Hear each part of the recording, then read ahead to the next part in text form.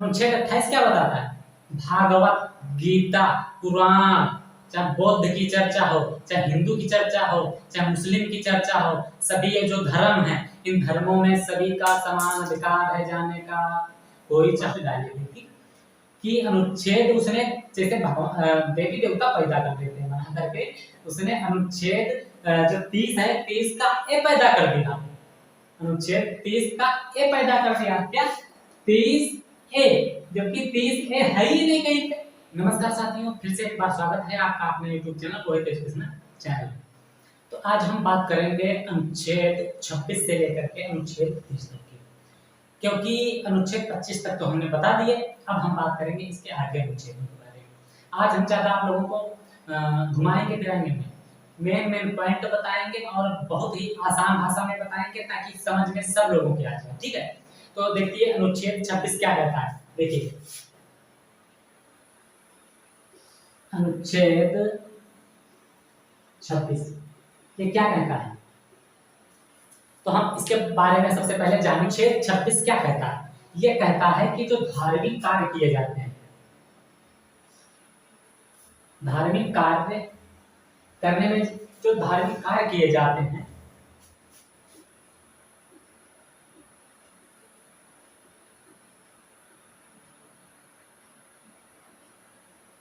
धार्मिक कार्य के प्रबंधन की स्वतंत्रता देता है।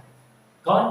अनुच्छेद जो आपका 26 है, ये धार्मिक कार्य के प्रबंधन की स्वतंत्रता। इसका मतलब क्या है? इसका मतलब ये हुआ जैसे कि हम कोई कथा कराते हैं, और बौद्ध धर्म की हो या हिंदू धर्म की हो या कोई भी धर्म की कथा हो, प्रोग्राम मुस्लिम धर्म की हो, किसी भी धर्म की कथा या प्रोग्राम जब होता है तो हम अनुमति लेने जाते हैं।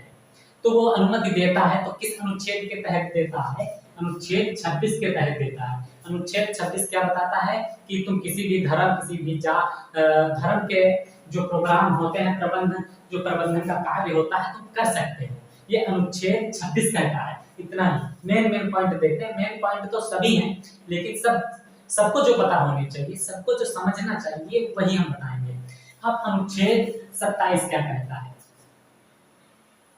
अनुच्छेद 27 देखिए क्या कहता है।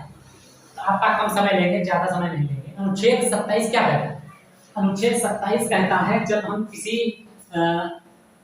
जब कोई किसी धर्म का प्रचार हो या प्रसार हो, या धर्म की भागवत कथा, ये सब दुनिया में होता है, तो इसमें जो पैसा लगता है, तो पैसे की चंदा लगता है, एक हिसाब से हम चंदा कह सकते हैं। तो चंदा लगता है नहीं लगता है? तो प्रोग्राम हो रहे हैं तो लोग चंदा ले रहे हैं, तो जो चंदा लगता है, तो ये अनुच्छेद 27 क्या कहता है? कहता है जब कोई चंदा लगता है तो जिसकी मर्जी हो वो दे, जिसकी मर्जी है वो दे, जिसकी मर्जी है वो ना दे। तो उस पर किसी प्रकार का दबाव नहीं डाला जाएगा। गांव घरों में कहीं कहीं कथा भागवत करवाते हैं तो चंदा एक 1000 रुपया लिए, किसी से 200 रुपया लिए, तो यदि कोई नहीं दे रहा है तो उससे जबरिया नहीं कर सकते। क्यों? क्योंकि अनुच्छेद 27 कहता है हम जबरदस्ती नहीं कर सकते, जिसकी मर्जी हो दे, किसकी मर्जी हो ना दे। तो ये अनुच्छेद 27 कहता है। क्या कहता है कि ये कि धर्म का जो कोई प्रोग्राम हो रहा हो तो चंदा लेने के लिए, कर लेने के लिए हम किसी भी व्यक्ति के ऊपर दबाव नहीं डाल सकते, ठीक है। अब अनुच्छेद 27 देखेंगे।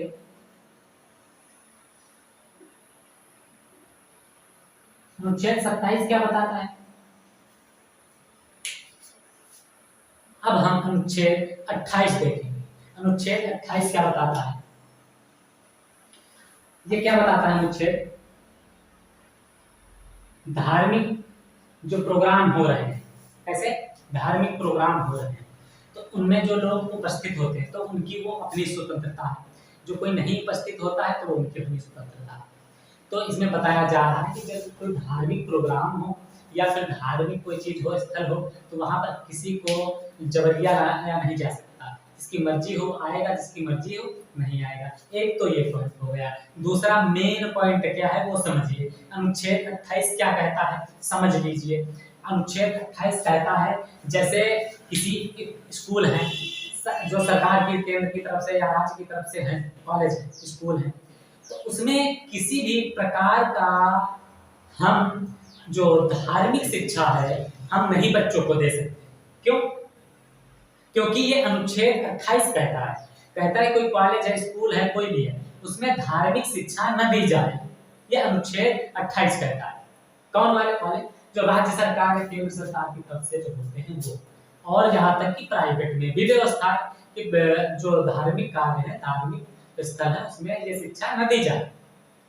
लेकिन कहीं कहीं कुछ और ही होता है।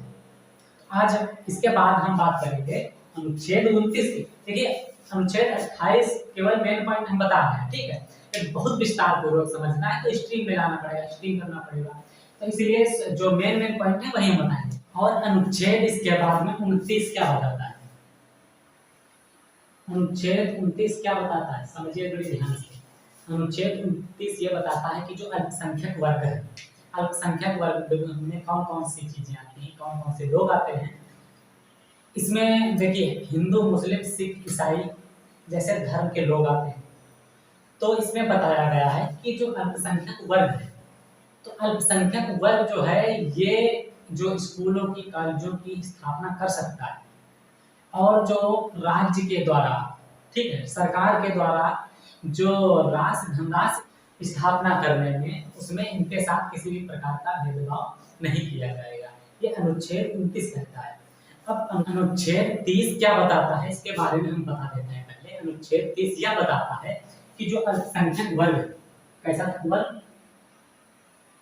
अल्पसंख्यक वर्ग या अपने बच्चों को, अपने समुदाय की शिक्षा को अपनी भाषा में, अपनी जो खुद की उसकी भाषा है, वो अपनी ही भाषा में शिक्षा प्रदान करा सकता है। ये अधिकार उसको अनुच्छेद 30 देता है।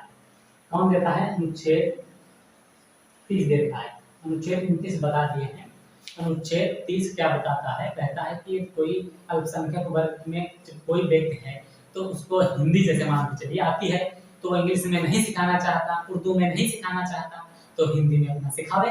एक मुसलमान है तो वो अंग्रेजी चाहे तो अंग्रेजी पढ़ा सकता है, उसकी मर्जी उर्दू नहीं पढ़ाने की है तो वो अंग्रेजी पढ़ा सकता है। तो ये कौन अनुच्छेद बताता है? ये अनुच्छेद 30 बताता है।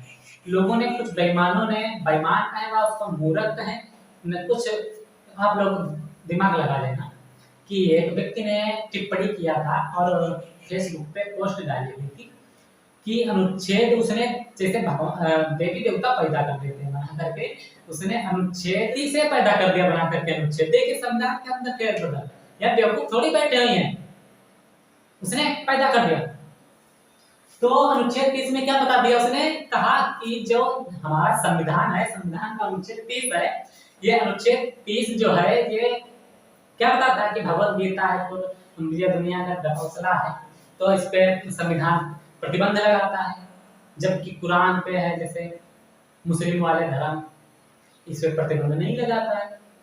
तो इसने फर्जी पोस्ट डाली तो लोग यहाँ बिल्कुल थोड़ी बैठे हुए हैं, शांत रहेंगे, तो उसको जवाब दिया सबसे। तो लोगों ने बताया, गहनता से अध्ययन किया गया, तब बताया गया कि 30 ए नाम का कोई आर्टिकल ही नहीं है, लोगों ने पैदा कर दिया आर्टिकल 30। इसलिए आप लोग बड़ी गहनता से अध्ययन कीजिए और लोगों तक पहुंचाइए कि आर्टिकल 30 में क्या है। यहाँ पर लोग फेरबदल करने वाले बैठे हैं, संविधान को बदलने वाले बैठे हैं। आप लोग सतर्क नहीं हुए तो लोग क्या ना क्या बदल दें, इसलिए आप लोग सतर्क रहिए।